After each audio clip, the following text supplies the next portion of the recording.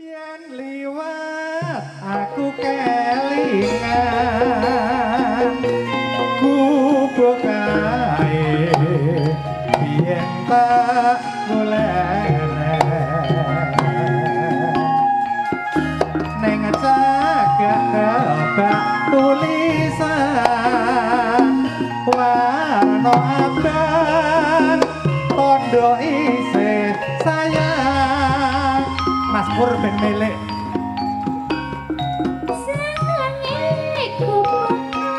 Mas Budi Atmoro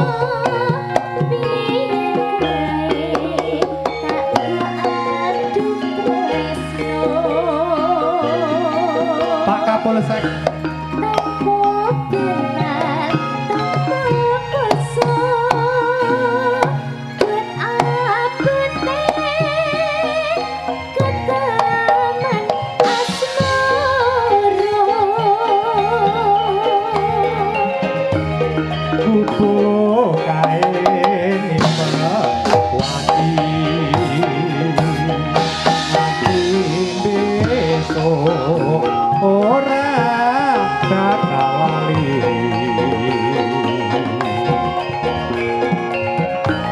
kubuk kae kebak cerita tengah wengi nanti kaget trimo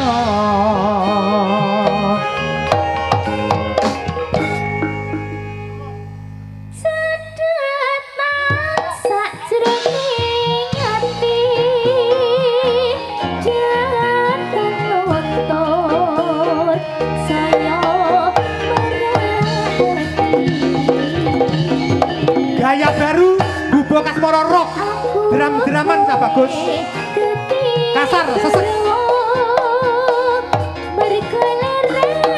asik asik asik udah birawa kumpul asik album single yang ke-89 Bubo Kasmoro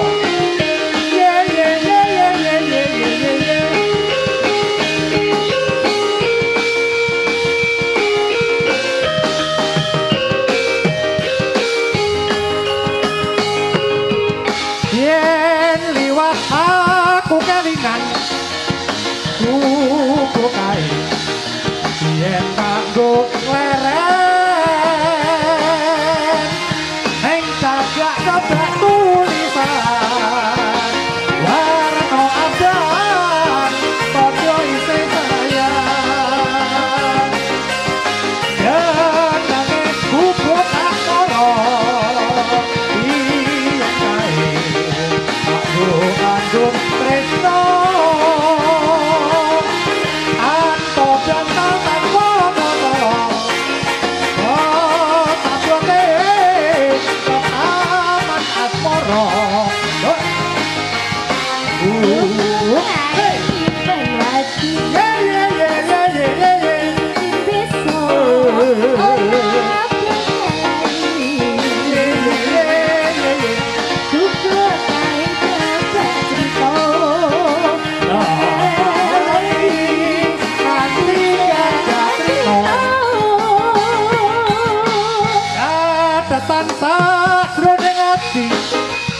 datang lumpur koyo merah mati aku kowe jadi karo arep-arep nek kubuk asmara terima kasih Cahayu ini tidak lupa salam hormat kami kepada yang terhormat Bapak Kapolsek Campur Darat.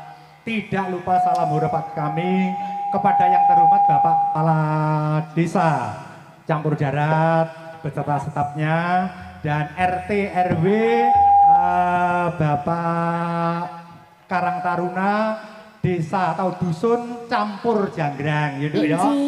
Mudah-mudahan Campur Darat semakin lama semakin kokoh perkasa. Amin. Tidak ada kendala, tidak ada rintangan, menjadi desa yang penuh barokah, kebah barokah Allahumma amin. Amin. Selalu ngeronce kembang kerukunan dengan tirta kawicaksanan, selalu memperkokoh persaudaraan dan tetap menjalin persatuan dan kesatuan desa Campur Darat menjadi benteng jati diri bangsa. Allahumma amin. Saya yakin, Duk, selama matahari masih terbit dari timur srengenge ngulon parane, beliaunya Bapak Lurah, Bapak Kepala Desa Campur Darat memimpin Campur Darat semakin joyo kuncoro anjayeng bawono.